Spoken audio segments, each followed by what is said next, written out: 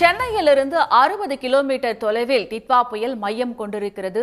காற்றழுத்த தாழ்வு மண்டலம் வட தமிழ்நாடு புதுச்சேரி பகுதியில் 60 கிலோமீட்டர் தொலைவில் மையம் கொண்டிருக்கிறது. இது பற்றிய மேலும் தகவல்களை கேட்டு பெறலாம். தனியார் வானிலை ஆர்வலர் திரு ஸ்ரீகாந்த் அவர்கள் நம்முடைய தொலைபேசி வாயிலாக இணைந்திருக்கிறார். சார் வணக்கம் சார். சென்னைக்கு மழை நீடிக்குமா? நாளை முதல் மழையின் அளவு எப்படி இருக்கும்? அது பற்றி சார். சென்னைக்கு இந்த சுழற்சியானது கரை கடக்கிற வரைக்கும் மழைக்கான வாய்ப்பு இருக்கும். தற்போது அது கல்பாக்கத்து கிழக்கு பகுதியில இருக்கு. இன்று மாலை இரவு புதுவைக்கும் சென்னைக்கும் இடைப்பட்ட கரையோர பகுதிகளில் கரை கடக்கக்கூடிய வாய்ப்பு இருக்கு. அது கரை கடக்கும் நிகழ்வு வரைக்குமே மழை இருக்கும். ஸோ இன்னைக்கு இரவு நாளை காலையில வரைக்கும் மழை தொடர்றதுக்கான வாய்ப்பு இருக்கு. பட் பெரும்பாலும் பாத்தீங்கன்னா இந்த இரவுக்கு மேல பலத்த மழைக்கான வாய்ப்பு படிப்படியாக குறைஞ்சிடும். பலத்த மழை இருக்காது அப்படின்னு சொல்லியிருக்கீங்க. விட்டு விட்டு மழை பெய்யுமா? மழையினுடைய அளவு எந்த அளவுக்கு இருக்கும் சார்? இப்போ பெஞ்சிட்டு இருக்கிற மாதிரி விட்டு விட்டு மழை பெஞ்சிட்டு இருக்கும். கரை கடக்கும் நிகழ்வு வரும்போது சற்று பலமா இருக்க வாய்ப்பு இருக்கு. அதாவது இன்று மாலை நேரத்துல கரையை தொட்டு கடக்கும் போது சற்று பலத்த மழைக்கான வாய்ப்பு இருக்கு. பட் இது அந்த சுழற்சி மேக குவியல்களை எப்படி கரைக்கு செலுத்துதோ அதை பொறுத்து இது சென்னைக்கு சற்று வடக்காகவும் இருக்கலாம், இல்ல சென்னைக்கு சற்று தெற்காகவும் இருக்கலாம். பட் நான் சொன்ன மாதிரி இன்று இரவு கரை கடக்கும் நிகழ்வு போது சென்னை மற்றும் அதை சார்ந்த பகுதியில் பலத்த மழைக்கான வாய்ப்பு இருக்கு. காற்றழுத்த தாழ்வு மண்டலம் சென்னைக்கு 60 கிலோமீட்டர் தொலைவில் இருக்கிறதா சொல்லப்படுது. இதனுடைய அடுத்த கட்ட நிலைப்பாடு என்பது கணிக்க முடியுமா சார்?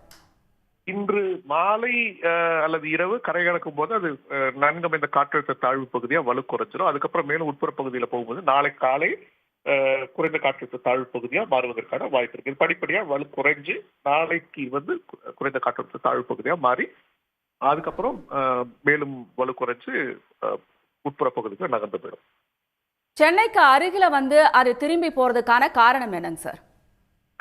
இல்ல, அதாவது பாத்தீங்கன்னா இது எப்படின்னா ஒரு புயலோ ஒரு குறைந்த காற்றழுத்த தாழ்வு மண்டலமோ அதை வழி நடத்துவதுங்கிறது ஹை பிரஷர் ரிட்ஜ் நம்ம சொல்லுவோம்.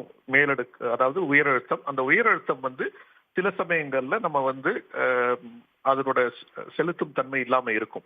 அப்படி இருக்கிற சமயத்துல நேற்று நம்ம பார்த்தோம், கிட்டத்தட்ட ஒரு 24 மணி நேரம் சென்னைக்கு அருகிலேயே ஒரே இடத்துல நீடிச்சதை பார்த்தோம்.